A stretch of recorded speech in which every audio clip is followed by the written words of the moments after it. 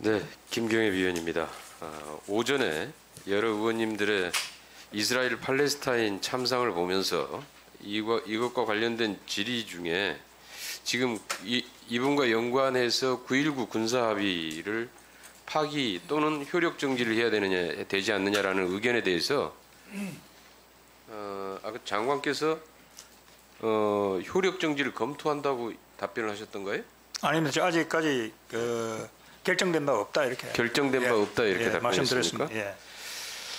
그런데 지금 이스라엘 팔레스타인에 벌어지는 참상이 거기에 9.19 군사합의가 있어서 일어난 게 아니잖아요. 그렇죠? 네. 예. 그러니까 다시 말해서 9.19 군사합의는 이러한 무력 충돌을 예방하기 위한 제도적인 장치죠. 물론 충분하지는 않다고 생각하지만은. 네. 그래서 이런 무력 충돌의 가능성을 예방하기 위해서는 9.19 군사합의와 같은 무력 충돌의 예방 장치를 확대하고 강화해야 되지 않겠습니까? 네, 물론 쌍방이 그걸 잘 지킬 경우에는 그게 확대 강화가 될 수가 있을 것이고. 예, 당연히 예. 지키는 걸 전제로 해야 되고 예. 안 지키면 지키도록 서로 강력히 요구하고 지키도록 만들어 나가야지요. 그게 중요하지 않겠어요? 네. 그래야 전쟁을 예방하고 무력 충돌을 예방하는 길 아니겠습니까? 그런 차원에서 9.19 군사합의를 접근할 필요가 있다라고 생각을 하고요. 지금 장관의 답변 중에 남북 대화나 평화에 대해서 뭐 실제로 겉으로는 좀 이렇게 동의한다 이렇게 얘기를 하지만은 실제 하는 행동은 전혀 아니다. 정반대로 가고 있다. 평화라는 단어를 의도적으로 다 지우고 있다. 그 다음에 대화에 대해서도 전혀 대화를 준비하거나 대화 여건을 조성하거나 하는 준비를 전혀 하고 있지 않다라고 지금 다 보고 있습니다. 왜 그럴까? 장관이 평소에 책과 강연에서 했던 주장을 보면은 지도자의 정책 결정이 어떤 생각에 근거해서 이루어지는지가 대단히 중요하다 이렇게 말해왔더라고요. 그렇죠? 네. 네. 그래서 어떤 생각에 근거해서 지금의 평화와 대화의 그 반대의 방향으로 점점 가고 있을까? 이걸 저도 한번 좀 찾아봤습니다. 어떤 생각에 근거해서 그런지. 그래서 한번 PPT 한번 띄워주시겠어요? 2018년 9월 6일 한국군사문제연구원 토론회에서 장관의 발언입니다. 문재인 대통령이 반미다 이렇게 얘기하죠. 그 반미적 사고의 철학적 근거는 민족 공조론이다. 한국, 북한, 중국이 종전선언이라고 하는 이슈를 가지고 반미 연대를 형성하고 있다 이렇게 얘기하는데요. 맞습니까? 이제 민족 공존이라고 하는 것은 이 대단히 반외세적인 그런 성격을 가지고 있다라고 제가 거기서 이야기를 하고 있습니다. 아니 문재인 대통령이 반미 맞습니까? 문재인 대통령의 경우에는 이 종전선언이라든지 반미 주장을 하면은 이게 지금 뭐 반미 연대입니까? 그러면은 지금 현재 2006년에 종전선언을 처음으로 제안했던 부시 대통령도 반미인가요? 2006년에 부시 대통령이 베트남에서 종전선언 제안한 거 알고 계시죠? 네, 알고 있습니다. 그때 그러면 부시 대통령도 반미입니까? 그때 이제 그 상황은 백악관 대변인의 그 성명을 통해서 이제 그 종전선언이라는 게 한 번 나왔고 그 뒤로 미국은 더 이상 그 문제에 대해서 적극적으로 제기를 하고 있지 않은 것으로 그렇게 알고 있습니다. 예, 그런데 이런 주장들이 보면은 이 토론회에서 하는 주장도 팩트도 틀렸고 사실도 아닙니다. 종전선언은 북한이 주장해온 것이다. 그렇지도 않고요. 문재인 정부에서 처음 응한 것이다라고 발언했는데 그렇지도 않습니다. 이미 14선언 공동선언에도 들어있는 내용이고 과거 2006년에 이미 부시 대통령이 이 부분을 제안한 바가 있습니다. 그 다음에 다음 한번 그 PPT 볼까요? 이거는 문재인 대통령이 또 어저께 특사를 보냈습니다. 그게 뭡니까? 독자 노선님 뭡니까? 그게 반미 노선이지 또 이렇게 얘기합니다. 그러면은 독자 노선은 곧 반미 노선인가요? 제가 여기서 말씀드리는 것은 한국과 미국이 동맹 관계에 있기 때문에 네. 남북 관계를 개선하는 조치라든지 그리고 9.19 남북 군사 합의서라든지 이런 부분을 동맹국인 미국과 충분히 사전에 그러니까 논의를 미국이 시키는 대로 하지 않으면 반미다 이런 뜻입니까? 미국이 시키고 안 시키고 보다는 한국과 미국이 동맹국으로서 공통의 이해관계를 갖고 있고 그런 것들을 충분히 논의를 해 나가야 된다. 그런 주권 취지의 국가가 이야기. 당연히 국익에 따라서 독자 노선을 걸을 수 있고요. 문제는 여기에서 지금 판문점 선언을 놓고 하는 얘기인데 판문점 선언은 한미 간의 충분한 조율을 거쳐서 미국 정부의 절대적인 지지 속에서 이루어진 판문점 선언입니다. 알고 있죠? 그래서 다음 PPT 넘겨볼까요? 예, 바이든 대통령이 이렇게 얘기합니다. 문 대통령은 좋은 친구, 철통 같은 동맹, 사상 최강의 동맹, 핵심 동맹임을 재확인했다. 포괄적 전략 동맹. 저게 지금 바이든 문재인 간의 한미 정상회담의 최종적인 정상회담에서 바이든 대통령이 직접 밝힌 내용입니다. 제 반미로 보입니까?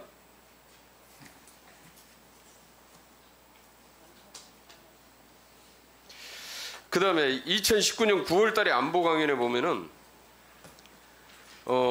독도의 실효적 지배가 메가더 장군 덕분이다 라고 답변을 했어요. 그렇습니까? 이 부분은 제가 기억이 없습니다. 네. 그 본인이 안보 강연이거든요. 2019년 9월 달에. 근데 이걸 기억을 못 하시는 게 이상한데 거기에 이게 다 나와 있습니다. 이게. 이건 제가 토론 자료, 강연 자료로. 예, 이건 제가 뭐 얘기를 했는지 확인을 해봐야 되겠습니다. 이게 여기에 보면은 아주 정말 황당합니다. 이 강연 내용이나 답변들이 전혀 팩트도 아니고 그런 내용들을 가지고 어떻게 해서 통일부 장관직을 수행할까? 정말 참 걱정스러운 상황입니다. 지금 장관께서 과거에 가지고 있던 생각과 했던 주장 이것이 지금 현재 통일부 정책과 어떤 연관이 있는지를 파악해 보고자 합니다. 일단 그 동맹은 공통의 적이 있어야 성립되고 유지된다라고 하는 하나 좀 띄워주세요. 자, 19년 9월 안보 관련 강연입니다. 지금 동맹이 유지되기 위해서는 공통의 적이 있어야 된다라고 하는 건데요. 결국은 한미동맹 유지를 위해서 북한이라고 하는 적은 계속 있어야 하고 결국은 북한의 위협이 계속 존재해야만이 한미동맹은 성립되고 유지된다라는 주장인데요. 그렇죠? 그렇지 않습니다. 그것은 아니, 지금 저 주장을 아니, 놓고 보면 그렇지 않습니까? 아니 그러니까 북한이 이 한국에 대해서 위협이 되기 때문에 한미 동맹이 생기고 그러니까 존재하고 위협이 강화되... 됐기 때문에 그게 정상이에요. 그러니까 원래는 위협이 되기 때문에 동맹 관계로 대응을 해야 된다라고 하는 게 맞는 주장인데 네. 지금 여기에서의 주장은 뭐냐 하면은 공통의 적이 있어야 동맹이 성립되고 유지된다라는 거고 북한에 대한 위협 인식을 공유할 때만이 동맹이 유지될 수 있다. 즉 동맹의 유지를 위해서 북한의 위협이라는 게 계속 존재해야 된다라고 하는 주장이 돼버린 겁니다. 쉽게 얘기하면은. 그러니까 저는 이런 사고 자체가 황당하다는 거예요. 의원님 저는 그런 식으로 이야기를 한 적이 없습니다. 여기 보시게 되면 강연 한번 영상 자료 제가 확인해 드릴까요? 아니 동맹이라고 하는 것이 위협 인식을 공유해야 그게 성립이 되고 또 위협 인식을 계속 공유해야 그것이 강화. 그래서 쉽게 것이지. 말하면은 예. 지금 이 주장에 의하면은 결국은 한반도가 통일이 필요한 것도 아니고 평화 체제로 가서도 안 되고 교류 협력 같은 것들이 할 필요가 없어지는 거지요. 그러니까 지금 통일부가 계속해서 평화를 지우고 그 다음에 지금 자꾸 이 교류 협력에 대한 전혀 여건 조성이나 대화를 위한 여건 조성조차도 전혀 하지 않고 계획도 없고 이런 것들과 계속 연관이 돼 있다는 겁니다. 아니 근데 제가 지금 여기 한 내용 중에서 조금 전에 의원님이 말씀하시는 그런 식으로 어떤 논리가 유추될 수 있다. 저는 뭐 거기에 동의하지 않습니다. 한번 필요하면은 그런 주장이 제가 필요하면은 내가 영상 자료 그대로 해서 내가 드릴까요? 네, 좋습니다. 예, 내가 드릴 테니까 한번 확인해 보세요. 그 외에 지금 수많은 그런 주장들이 있습니다. 대법원 강제징용 배상 판결을 부정을 했는데 소수 의견을 낸 2명만이 제대로 된 대법관이다. 이렇게 주장한 적이 있죠. 네. 예. 그 개인의 청구권은 있지만 한일 청구권 협정 때문에 일본에 청구 못하고 한국 정부가 줘야 된다. 이런 취지로 발언을 했는데 한일 청구권 협정에도 불구하고 개인 청구권은 살아있다고 하는 게 우리 대법원의 판결이고 일본 법원에서도의 판결입니다. 알고 계십니까? 네, 알고 있습니다. 네, 그런데도 이렇게 주장을 하고 있어요. 그다음에 강제징용과 같은 사안에 대해서 행정부가 의견을 내면 사법부는 이를 받아들여야 된다. 이렇게 주장을 합니다. 삼권 분립 운운하는데 이것은 삼권 분립에 대한 무지다. 다시 말해서 행정부가 의견을 내면 사법부는 거기에 따라야 된다라고 주장을 한 겁니다. 쉽게 얘기하면. 맞습니까? 제가 얘기하는 취지는 이 대외 정책을 추진해 나감에 있어서 이 행정부의 조약이라든지 그런 것들을 사법부와 의회가 존중을 해 나가야 된다. 그런 취지로 제가 그러니까 행정부가 의견을 내면 사법부는 거기에 따라야 됩니까? 물론 비판은 해야죠. 그렇지만은 그걸 존중해. 바로 그 주장이 삼권 분립을 위배하는 거지요. 그런데 삼권 분립이라고 하는 것이 그다음에 이제 일본의 반격 능력 보유에 대해서 북한의 선제 타격이 가능해진 거 아니냐라고 하는 우려가 있는데 일본이 우리와 협의 없이 자의적으로 북한을 선제 타격할 수 있다라고 봅니까? 그 문제는 한국과 긴밀하게 일본이 협의해야 하고 또 협의해야 할 것으로 생각합니다. 문제는 이러한 주장들이 굉장히 황당해서 제가 지금 들고 나온 겁니다. 이렇게 계속 평소에 주장을 하고 강연을 했던 분이 통일부 장관을 하다 보니까 실제로 통일부가 대화의 필요성이나 교류협력의 필요성도 모르고 그러다 보니까 통일부 조직 개편을 하는 데 있어서 실제로 교류협력부서 대화 관련된 부서는 다 폐지하거나 축소 통폐합해버리고 이렇게 되고 있는 거 아니냐. 이렇게 볼 수밖에 없는 거예요.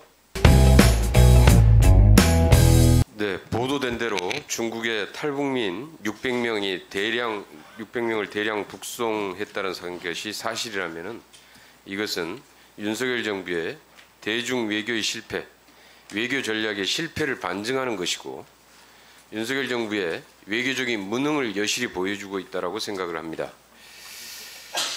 북한의 인권 문제를 정말 인권을 개선하기 위한 의도가 아니라 일부에서는 탈북 브로커들은 이것을 돈벌이 수단으로 활용을 하거나 아니면은 북한 인권 문제를 대북 압박 수단으로 활용하려고 하는 다른 의도를 가지고 전개하고 있는 면들이 바로 북한의 인권 문제를 실제로 해결하는 데 접근하기 어렵게 만들고 있다라고 생각을 하고요.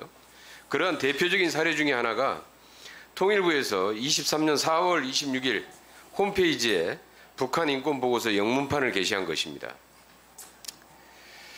이 대통령의 미국 순방을 앞두고 굉장히 다급하게 재촉을 하면서 아주 그냥 이렇게 그냥 시간에 쫓겨서 일부러 만들다 보니까 이 보고서 자체가 대단히 부실했고 그래서 아마 통일부 내에서 담당 공무원도 이 보고서에 대해서 정확성을 보증하지 않는다고 하는 면책 조항을 넣은 것 같은데 이 면책 조항을 넣었다는 이유 하나로 그 담당 국장을 감찰하고 대기발령 조치했죠. 그런데 문제는 그 다음에 발생을 합니다. 이렇게 해서 억지로 이제 밀어붙이다 보니까 이 최초 공개본이 그대로 아주 엉터리 이 번역이 된 채 오타 투성이 그리고 팩트 체크가 안 된 채로 실제로 이게 그대로 나가게 됩니다. 그리고 통일부 홈페이지에 게시가 됐습니다. 거기에 보면은 북한 주민에 대한 가혹행위를 앉았다 일어났다 하는 가혹행위를 갖다가 스쿼트, 즉 체력 단련 시켜준 것으로 이렇게 표현을 하고 있고요. 조선노동당 영문 명칭을 코리안 워커스 파티 대신에 영국 노동당을 뜻하는 레이버 파티로 표기를 하고 있습니다. 북한 정부가 걷어가는 토지세 설명에 대해서 북한 원화를 한국 원화로 표시를 하고 있어요. 이런 식의 아주 엉터리 이 보고서가 통일부 홈페이지에 그대로 게시됐을 뿐만 아니라 이 영문판이 이 엉터리 보고서가 대통령 순방길에서 대통령이 이 보고서를 가지고 가서 자랑을 합니다. 대한민국 북한 인권 보고서 최초로 공개한 보고서입니다. 이렇게 자랑을 하고 이건 대통령이 자랑을 하고 통일부가 보고서가 북한 인권 분야에 공신력 있는 기초 자료로 해외에서 널리 활용될 수 있기를 바란다. 이렇게 발표를 했습니다. 그리고 이 보고서를 미국의 국무부나 이런 데 관료들과 그다음에 시민사회 단체들이 있는 데서 이걸 배포를 했습니다. 그래서 아주 나라 망신을 당했습니다. 장관님 알고 계시죠? 네, 잘 알고 있습니다. 예. 문제는 이러한 이 오류투성이의 보고서가 실제로 이렇게 확인이 안 된 채 나중에 결국은 여러 가지 이 문제 제기들을 받으면서 한 6개월에 걸쳐서 다시 통일부에서 이제 다시 수정을 했는데 한 6개월 걸렸습니다. 그런데 무려 수정된 부분이 55%를 수정을 했습니다. 그렇다면 최초 공개본 이 엉터리 보고서가 이렇게 나간 부분에 대해서 어떻게 생각하세요? 장관으로서 이 부분에 대해서 이거는 국민 앞에 사과라도 해야 되지 않겠습니까? 네, 앞으로 보완을 해서 그런 일이 없도록 유의하도록 하겠습니다. 앞으로 없도록 하겠다는 게 아니라 이렇게 보고서가 나가서 나라 망신을 당한 일에 대해서는 어떻게 할 거냐 이런 겁니다. 적어도 통일부가 장관이 책임을 지고 이 부분에 대해서 일정 정도 사과하는 자세라도 보여야 되는 거 아니에요?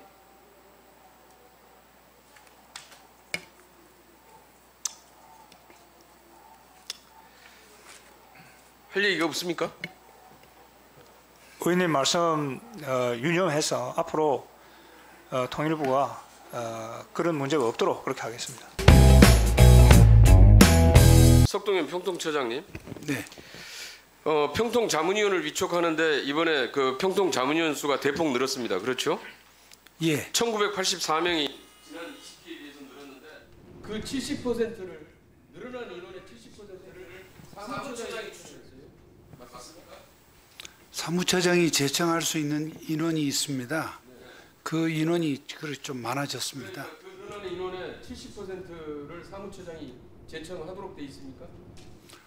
그 인원에 대한 그 어떤 이 기준은 없습니다만 사무처장에게 많은 지금 이 추천, 자천 타천으로 수요가 와서 줄여서 그렇게 제청을 했던 것입니다. 그래서 사무처장이 주로 다 추천을 했는데 지난번에 우리 석동현 처장께서 공언한 대로 평통이 새로 추가되는 인원들에 대해서 윤삼으로 다 채웠습니까? 의원님, 윤사모는요 10명밖에 안 들어갔습니다. 의원님. 그러니까 많은 분들이 저를 찾아와서 부탁하는 그중에 윤사모가 있었던 것뿐이지 전체 어떻게 윤사모가 되겠습니까? 자문위원들 다 윤삼으로 다 해서 다 시켜주겠다라고 공언했어요. 저는 그렇게 한 적이 없고요. 윤사모에서 찾아와서 얘기할 때 제가 긍정적으로 마무리해 주십시오. 긍정적으로 검토하겠다고 했을 예. 뿐입니다. 그러다 보니까 실제로 이제 처장이 그동안에 그 지난번 질의에도 작년 질의에서 그랬는데 윤 대통령의 호위무사 운운하면서 윤사모를 대거 등용하겠다라고 약속을 했고 그리고 그걸 실제로 인정을 했어요. 그래서 결국은 그때 했던 그 의지를 그대로 실현한 게 아니냐라는 것이고요. 문제는 그 다음에 벌어지는 이제 문제인데요. 이 제청이 한창 진행 중에도 6월 25일 날 사무처장 페이스북입니다. 자문위원 뽑는 기준을 갖다가 해서 올려놨는데요. 대통령을 비하하거나 폄하하는 사람은 자문위원직도 맡길 수 없다. 그래서 좌파와 우파로 구분해서 우파가 좌파에 밀릴까봐 걱정이다. 그래서 다 주로 이제 우파로만 감별해서 뽑겠다라고 하는 의지를 밝히고 있는데 그래서 우파만 다 감별을 해서 뽑았습니까? 꼭 그렇지는 않습니다. 네. 다음 넘어가겠습니다. 그 다음에 호남 비하 발언입니다. 자문위원 숫자하고도 직접 연관되어 있는데요. 지금 그 페이스북에 하나의 글을 공유하면서 무릎을 탁 치게 만드는 아주 진짜 탁월한 글로 이렇게 칭송을 하면서 공유를 했습니다. 그 내용이 뭐냐? 생산적 투자 거부는 전라도가 먹고 사는 방식이다. 원조는 광주다. 국가 예산 따먹고 그치는 게 호남의 거의 유일한 경제활동이다. 대한민국의 호남화, 대한민국 몰락으로 가는 직통 코스다. 지금 이렇게 주장을 하는 페이스북 글을 정말 무릎을 탁 치게 만드는 글로서 칭송을 하고 공유를 했습니다. 어떻게 생각하십니까? 어쨌든 그렇게 관심을 가져주셔서 너무 감사한데요. 제가 고마워할 필요는 없고요. 저 부분에 대해서 해명을 예. 하시라고. 제가 거의 페이스북을 안 씁니다만은 좋은 글이 있어서 이렇게 표현을 했는데 예, 우리 좋은 저 그러니까 의원님, 저게 좋은 글이다 이거죠. 저는 그렇게 생각했어요. 훌륭한 글이다. 예, 저는 예. 그 주동식이라는 분 일면식도 없습니다만 그 칼럼을 보고 공감이 되어서 이렇게 했습니다. 그러니까 지금 저렇게 해서 호남을 비하하고 저런 발언이 훌륭한 글이다라고 동조를 하고. 제가 호남을 비한 게 아니고 주동식 이분도 호남 분으로 알고 그게 있습니다. 그거잖아요. 지금 같이 공유하고 저게 지금 훌륭한 글이라고 공유하고 추천한 게 그게 같은 생각을 가지고 있다는 얘기죠. 그다음 좀 더 신중하겠습니다. 그다음에 넘어가겠습니다. 그다음에 20기 대비해서 자문위원들이 증가를 했는데 한번 지역별로 자문위원 증가한 퍼센테이지를 보겠습니다. 대구 경북은 21.83%가 증가했는데 호남 지역은 5.6% 62%가 증가했습니다. 그래서 앞부분에 그 페이스북 글에 호남을 이렇게 비하하면서 자문위원 증가 숫자도 대구 경북 쪽은 21.83%가 증가했는데 호남에서는 5.62%밖에 증가를 안 시켰다. 어떻게 생각하세요? 워낙 대구 경북 쪽 지원자가 많다 보니까 결과가 이렇게 됐습니다만 점수부터 어떠한 틀을 가지고 이렇게 한 것은 아니라는 말씀을 드립니다. 지금 하나는 거기에 지금 증가가 급증한 데 중에 하나가 지난번에 석동현 처장이 출마했던 시간을 좀 지켜주십시오. 경통을 지금 현재 내년 총선 조직으로 활용하겠다고 하는 의지가 바로 다 드러나 보입니다. 맞습니까? 정말 의원님 그 너무 과민하신 거고요. 해운대가 부산에서 인구가 좀 많고 보시다시피 20기 때도 해운대가 제일 인원 비중이 높은 지역입니다. 그러니까 지금 저 19.1%는 해운대 내에서의 이 증가율을 보니까 많으신 것 같지만요. 하여튼 부산 전체로 봤을 때 인원을 너무 자기적으로는 하지 않았으나 결과적으로 좀 제가 봐도 좀 많은 부분이 있습니다만 전혀 의도한 바는 아니다는 말씀. 수고했습니다. 우리 의사진행 발언한 정진석 의원 말씀해 주십시오.